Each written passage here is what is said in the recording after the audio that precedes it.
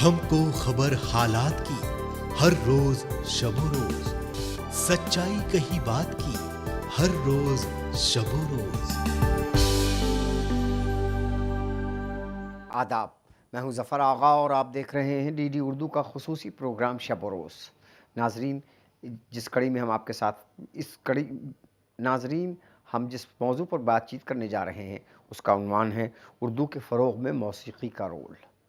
आप वाक़िफ़ हैं कि मौसीक़ी और उर्दू का चोली दामन का साथ है, चूँकि उर्दू का तसव्वुर उर्दू शायरी के बग़ैर किया नहीं जा सकता, और वो गज़ल हो, कव्वाली हो या आज के गाने हैं, उन तमाम चीज़ों का मौसीक़ी के साथ जो रिश्ता है उससे सब बखूबी वाक़िफ़ हैं। एक दौर था कि ख़ानक़ाहों में कव्वालियों का दौर हुआ करता था और उर्दू ज़बान आवाम तक कव्वाली के ज़रिए और उर्दू शायरी कव्वाली के ज़रिए ख़ानक़ाहों में पहुंचा करती थी।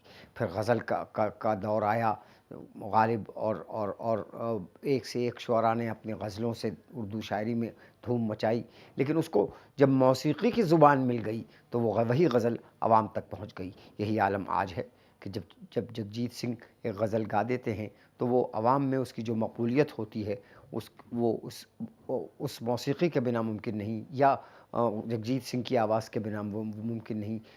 इसी तरह फ़िल्मों में पूरी फ़िल्म इंडस्ट्री उर्दू ज़ुबान के उससे भरी हुई है, लेकिन जब एक गाना मौसीक़ी के रूप में, गाने के रूप में वही शायरी सामने आती है तो वो घर घर, मोहल्ले मोहल्ले लोगों की ज़बान पर वो गाने बस जाते हैं। इस तरह मौसीक़ी के ज़रिए उर्दू ने आवाम में जो जगह बनाई उससे कोई इनकार नहीं किया जा सकता। वो उर्दू का माज़ी रहा हो, हाल हो या मुस्तक़बिल, इन हर दौर में उर्दू की मकबूलियत में मौसीक़ी ने जो अहम रोल अदा किया है उसके ऊपर हम गुफ्तगू करने जा रहे हैं अपने एक्सपर्ट से। लेकिन इससे कबल कि हम उनसे बातचीत करें, आइए देखते हैं एक रिपोर्ट इसी ताल्लुक़ से। उर्दू को मौसीक़ी से हमकनार करने का सेहरा हज़रत अमीर खुसरो के सर जाता है। उन्होंने फ़ारसी, अरबी और तुर्की ज़बानों के साथ साथ खड़ी बोली के इम्तज़ाज से शेर व शायरी की एक नई सिन्फ़ ईजाद की जो हिंदवी कहलाई।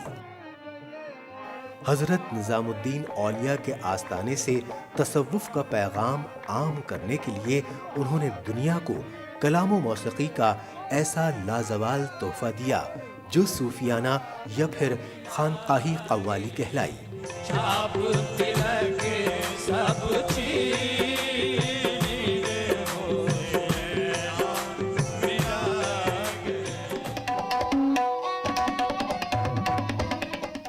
तबला और सितार जैसे मौसीक़ी के आलात और ख़याल तराना जैसी बंदिशों के मूजिद हज़रत अमीर खुसरो ने उर्दू को साज़ो आहंग के पर दिए। इससे उर्दू मौसीक़ी के सहारे सीधे लोगों के दिलों में उतरती रही और अपनी शीरनी और लताफत की छाप छोड़ती रही।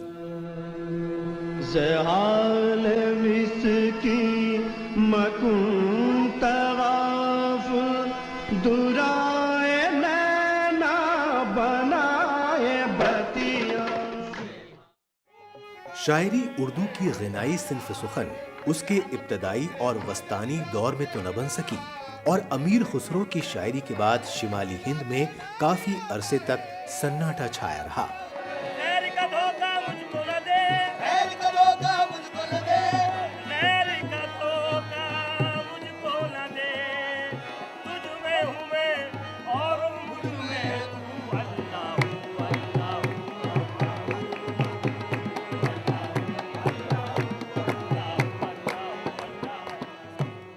हाँ, जायसी, कबीर, मीरा और तुलसीदास ने अपने अपने इलाकों में खड़ी बोली में शायरी के नमूने पेश करके अमीर खुसरो की तर्ज पर ही सूफियाना कलाम व मौसीक़ी के लिए राहें हमवार तो की, लेकिन इससे ज़बान उर्दू को कोई ख़ास फ़ायदा न हुआ। قوالی اور ہندوستانی کلاسیکل موسیقی کی جو ابتدا امیر خسرو نے کی تھی اس سے اردو کو بدستور فروغ حاصل ہوتا رہا۔ اس کے بعد اپنے معبود کی حمد و ثنا، محبت کی ہمت افزائی کے لیے لگائی جانے والی آوازوں اور نامکمل خواہشات کی تکمیل کے لیے بھی موسیقی کا ہی سہارا لیا جانے لگا۔ موسیقی کے ذریعے اردو کو پروان چڑھانے میں گھرانوں کا بڑا اہم رول رہا ہے، جہاں ایسے ایسے سر لگائے گئے جس کا کوئی انت نہیں ملتا ہے۔ ان گھرانوں نے اپنے سرتال کے ذریعے اردو شاعری کو ہر دل عزیز اور مقبول بنا دیا۔ یہی وہ دور تھا جب کلاسیکل گائیکی کے گلوکاروں نے اردو کی سب سے خوبصورت صنف غزل گنگنانی شروع کی اور غزل سرائی کی باضابطہ ابتدا ہوئی۔ موسیقی کی لے، اس کا لحن، اس کا جذباتی مزاج، اس کا ٹھوس طریقہ اظہار، اس کی محظوظ لفظیات اور اس کی مترنم روانی اور لنترانی سے اردو فروغ پاتی رہی۔ آپ نے رپورٹ دیکھی اور اب ہم ماضی کے تعلق سے اردو اور موسیقی کا کیا رشتہ رہا ہے اپنے ایکسپرٹ پروفیسر سید ظہیر حسین جعفری صاحب سے بات چیت کرنے جا رہے ہیں۔ جعفری صاحب کا تعلق دہلی یونیورسٹی سے ہے۔ آپ ہسٹری کے ہسٹورین ہیں اور دہلی یونیورسٹی میں ایک عرصے سے درس و تدریس میں مصروف ہیں، اور اس موضوع پر بھی خاص طور سے صوفیانہ صوفی پیریڈ کے بارے میں آپ نے بہت کام کیا ہے۔ تو آئیے بات چیت کرتے ہیں جعفری صاحب سے۔ پروگرام میں آپ کا بہت بہت خیر مقدم ہے جعفری صاحب۔ کیا رشتہ تھا، کیا رشتہ رہا ہے خصوصاً اردو کے شروع کے دور میں موسیقی کا کے ساتھ اردو زبان کا؟ دیکھیے، یہ عام طور سے کہا جاتا ہے کہ اردو کے فروغ میں دربار، بازار اور خانقاہ نے یکساں رول ادا کیا ہے۔ جس طریقے سے دربار میں یہ زبان ڈیولپ ہوئی، دربار نے شعراء کو، ادبا کو پیٹرنائز کیا، جی، ان کو مدد کی، ان کے لیے ان کے دوانین کو مرتب کروانے میں ان کی مدد کی، ان سے کتابیں لکھوائیں۔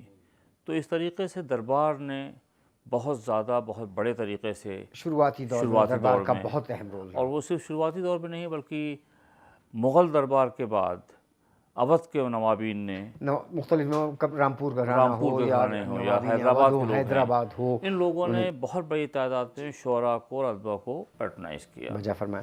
دوسرا دربار آتا ہے موضوع خانقاہ کا۔ جی، خانقاہ میں جس طریقے سے عوامی بول چال کی زبان کے طور پر اردو ڈیولپ ہوئی، جی، اور خاص طور سے چشتی سلسلے کی خانقاہوں میں، قوالی کا جو چشتی نظامی سلسلے کی خانقاہوں میں جو سما کا طریقہ رہا، اور سما ایک ایسا موضوع رہا ہے جس کے اوپر بہت زیادہ اختلاف رائے رہی ہے، لیکن صرف اور صرف چشتی نظامی خانقاہوں نے اس کو اپنا وتیرہ بنایا، اور انہوں نے اس کے اوپر بہت ہی تمام تر اعتراضات کے باوجود، جو علماء کے اعتراضات تھے، دربار کے اعتراضات تھے، فلسفیوں کے اعتراضات تھے، شروع میں بھی رہے اور آج بھی ہے، وہ اس کے بعد باوجود جی، اس کو انہوں نے اپنے وتیرے کے طور پر اپنایا اور کبھی اس سے دست انداز نہیں ہوئے، آج تک اس پہ کاربند ہیں۔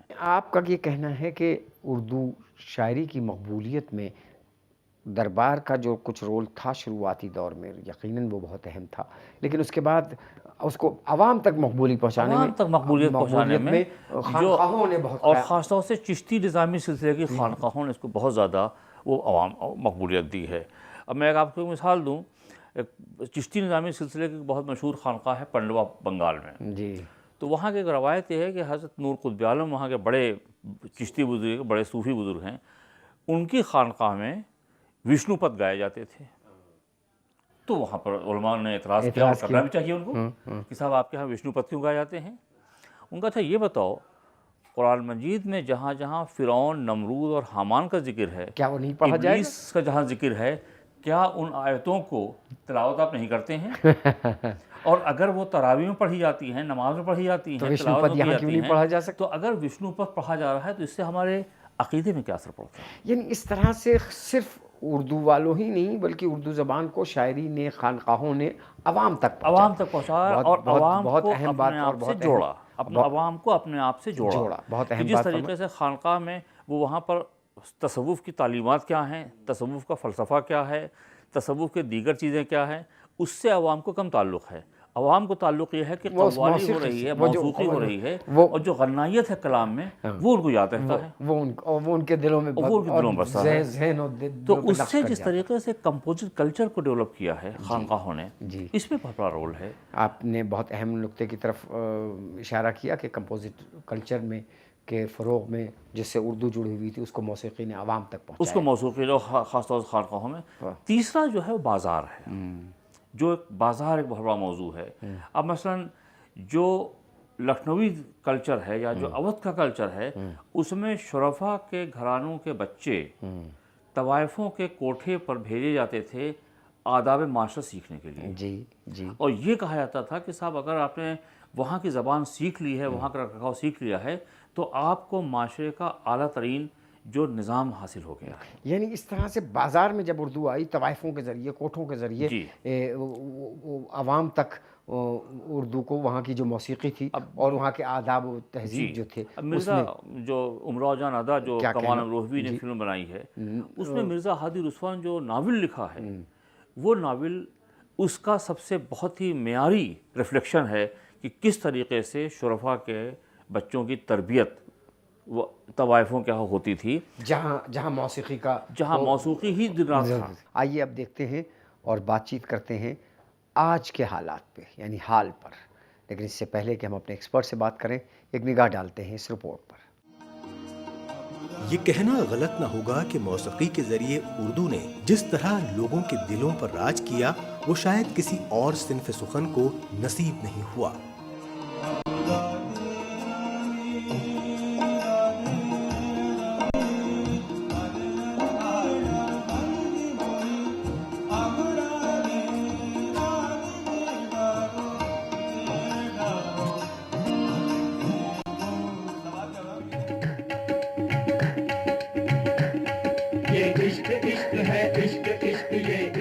ہندی فلموں میں ہمیشہ سے ہی نغموں کی خاص اہمیت رہی ہے.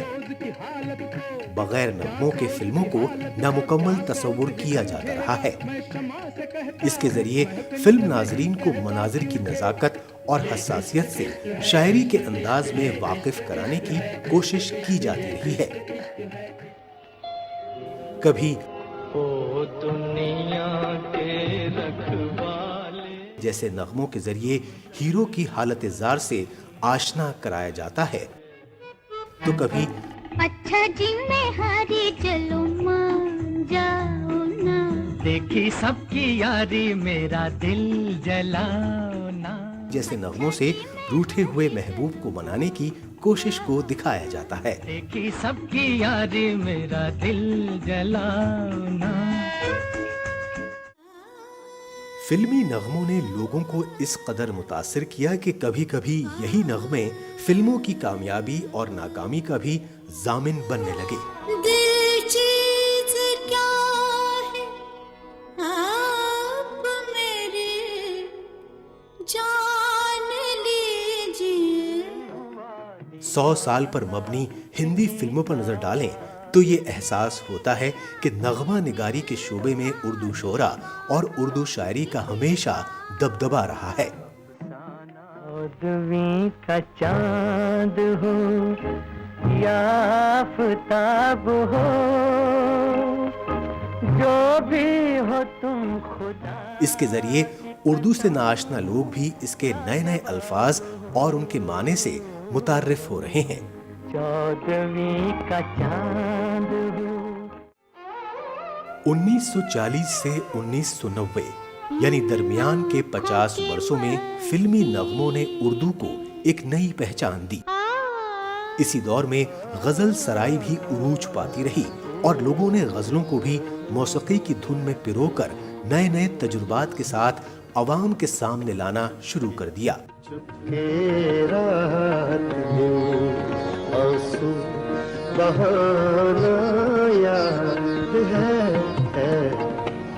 آج اگر اردو ہر خاص و عام کے دل پر راج کر رہی ہے تو اس کی اصل وجہ بھی ان غزلوں کو موسیقی کی چادر میں لپیٹ کر عوام کے سامنے پیش کرنا ہی ہے۔ ریڈیو اور ٹیلی ویژن کے بعد اب انٹرنیٹ جیسی جدید ٹیکنالوجی نے اردو گیتوں، نغموں اور غزلوں کے ذریعے زبان اردو کی رسائی کا دائرہ وسیع تر کر دیا ہے۔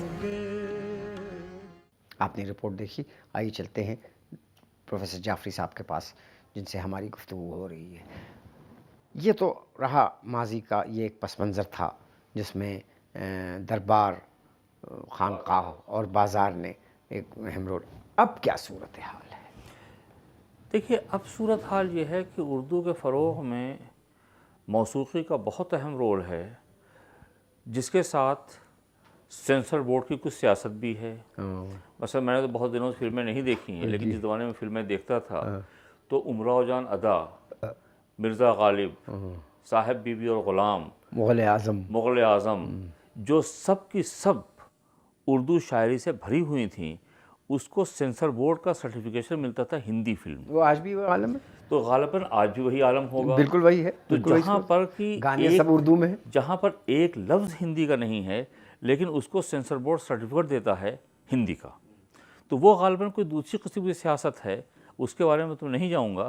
لیکن آج بھی جو غزلیں ہیں اور جو اس کی غنائیت ہے، ان کے الفاظ سمجھ میں لوگوں کو نہیں آتے ہیں۔ غزلوں تو جانے دیجیے، آج کل کے جو عام گانے ہیں، نہیں، میں گانوں پہ آ رہا ہوں، لیکن جیسے غزلیں ہیں، جیسے مہدی حسن کی غزلیں، جگجیت سنگھ کی غزلیں، بیگم اختر کی غزلیں گائی ہوئی، جی طلعت محمود کی غزلیں گائی ہوئی، جو لوگ سمجھے بغیر اپنا سر دھنتے ہیں بیٹھ کر کے، تو غالباً وہ الفاظ پہ کم دھیان دیتے ہیں، وہ اس کی غنائیت پر، غالباً کیا بالکل اس کی غنائیت اور اس کی میوزک کا کمال، میوزک کا کمال ہے کہ وہ جن اشعار کا مطلب نہیں سمجھ سکتا کوئی، وہ میوزک کا ایکسپریشن مشاعروں میں نہیں ہو سکتا، وہ ایکسپریشن نہیں ہو سکتا ہے۔ تو اسی لیے فنکار ہی، تو آج کل کے بیگم اختر ہی کر سکتے ہیں، جگجیت کر سکتے ہیں، مشاعروں میں بھی وہی لوگ مشاعرہ جیتتے ہیں جو گا کر کے اور چلا کر کے اور غنائی شعر پڑھ سکتے ہیں۔ جی، تو میں سمجھتا ہوں کہ دیکھیے، اردو جو ہے اس وقت اگر باقی ہے تو اس میں سینما کا بہت رول ہے، اور سینما میں گانوں کا رول ہے۔ نہیں، وہ ہمیں مدارس کی وجہ سے باقی ہے۔ مدارس میں چونکہ میڈیم اردو ہے اور مدارس میں پوری کھپت اردو کتابوں کی ہے، اور وہ اردو بھی عربی فارسی آمیز ہے، کلاسیکل اردو ہے، تو اگر اردو میں فروغ میں اس وقت کام ہے تو وہ مدارس کا کام ہے۔ مدارس کے علاوہ جو دوسرا جو سیگمنٹ ہے، ہماری یونیورسٹیز میں اردو کے لیے اتنا خاطر خواہ کام نہیں ہوتا ہے جتنا ہونا چاہیے، اور ہمارے پچھلے 10-15 برسوں ہماری یونیورسٹیز میں جو لوگ ہیں وہ کلاسک سے بالکل نابلد ہیں۔ اب اچھا، یہ عالم ہے؟ جی ہاں، بہت کم ایسے لوگ جو کلاسکس پہ کام کرتے ہیں۔ وہ صاحب وہ 1947 کے بعد کا افسانہ، ماڈرن افسانہ، ماڈرن غزل، ماڈرن شاعر، تو یہی سب باتیں، ماڈرن فکشن، تو کلاسکس نہ وہ ملا وجہی پڑھ سکتے ہیں، نہ وہ سبرس کی عبارت سمجھ سکتے ہیں، اور نہ ولید اپنی کلام سمجھ سکتے ہیں۔ یہ بڑی ایسے بہت کم ہی لوگ ہیں جو یونیورسٹیز میں باقی ہیں۔ اچھا، اور یونیورسٹیز میں جو لوگ مدارس سے فارغ ہو کے آئے ہیں، ان کے وجہ سے یونیورسٹیز میں کلاسکس کا نام ہے۔ اچھا، اور غالباً اگر یہ ٹریفک بند ہو گئی کہ مدارس سے یونیورسٹی سے بھی بالکل غائب ہو جائے، یونیورسٹیز میں جو لوگ ہیں وہ بالکل ضابطے کے اردو کے ٹیچر رہ جائیں گے، اردو کے پروفیسر رہ جائیں گے۔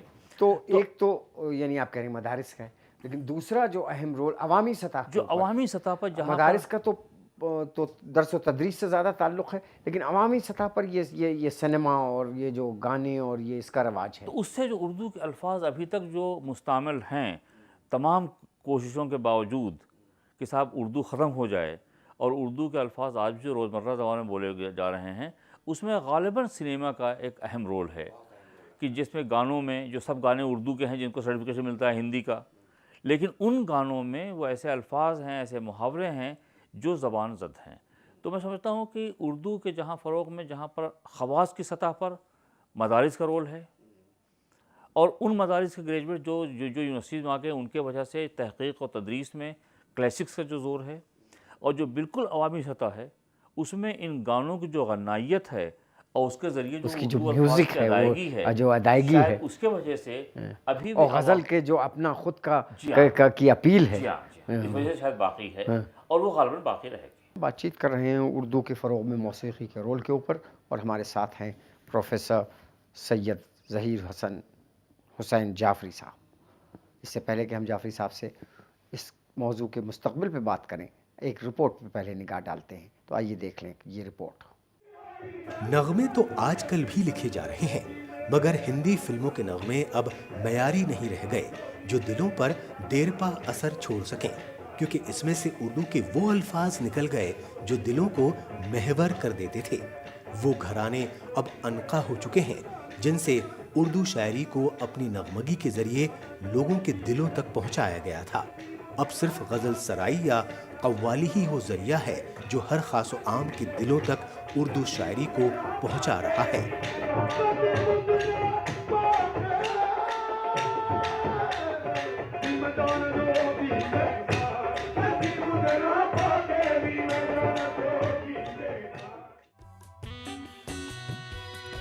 ہندوستان میں اردو کی ارتقاء تھمنے کی بات کہی جانے لگی ہے۔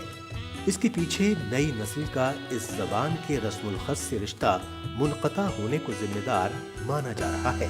دل کسی بت کے تصور میں نہ کھوتا ایسے۔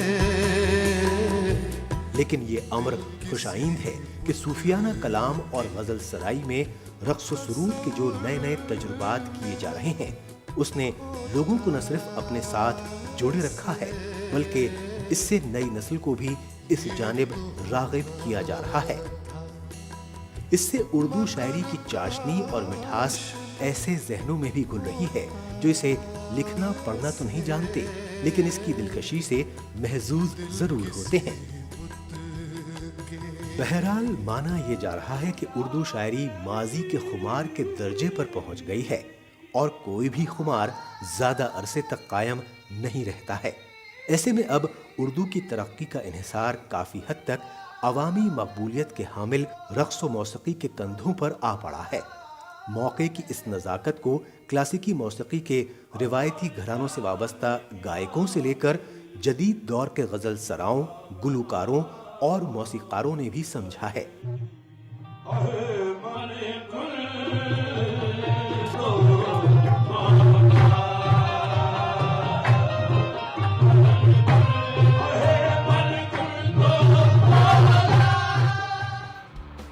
یہی وجہ ہے کہ آج اس میں فیوژن اور دوسرے انداز کے ساز و آہنگ کی نئی نئی جہتیں سامنے آ رہی ہیں۔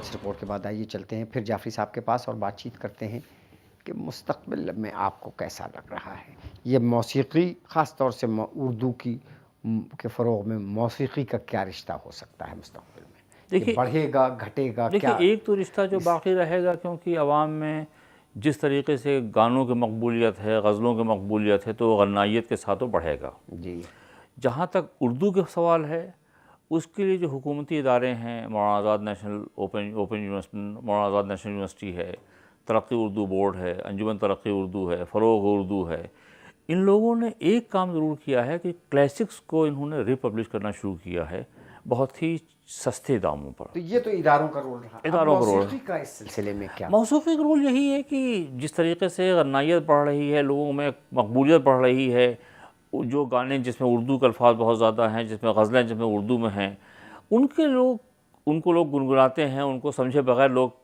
پڑھتے ہیں، ان کے اوپر جو ہیں لوگ ابھی بھی ان کو وجد آتا ہے، تو غالباً یہ چیز قوالیاں آج کل تو جو ہر جگہ فیشن ہو گیا، ہر چیز کہی جاتی ہے، یہ صوفی کلام ہے۔ جی ہاں، صوفیانہ کلام ہے۔ صوفیانہ کلام ایک یہ تو نئی اصطلاح آ گئی۔ اس سے جو ہے شاید وہ بہت ہی زیادہ نان صوفیانہ کلام پڑھا جاتا ہے، اور وہ شاید صوفیوں کے لیے بہت بڑا انتما ہے کہ ان کو صوفیوں کا نام دیا جاتا ہے، لیکن بہرحال وہ چل رہا ہے کہ عوامی سطح پر اس کی مقبولیت ہے، خواص سطح پر مقبولیت ہے، اور ابھی بھی لوگ جو ہیں قوالی جا کر کے ہالس میں سنتے ہیں، اسی ہال میں کرسی بیٹھ کے بغیر کسی آداب کے، لیکن اب ہے، ارے لندن میں بڑے بڑے لیکن اب جو ہے یہ ایک ذوق بڑھ رہا ہے لوگوں کا، تو پتہ نہیں ان کو شاید وہ غنائیت ہے جو اپنی طرف کھینچتی ہے۔